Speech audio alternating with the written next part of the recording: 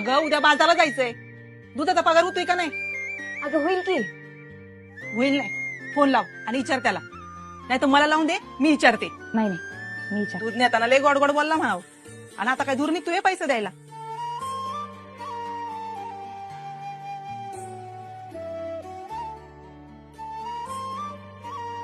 हा, सायली बोलते जामकरवाडीतनं.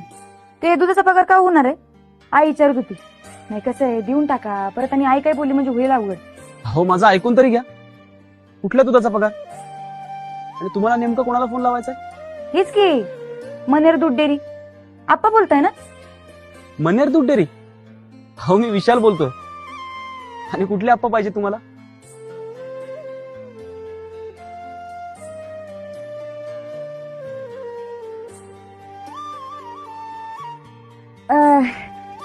ते चुकून लागलेला फोन, ते डेअरीवाल्याला लावायचं.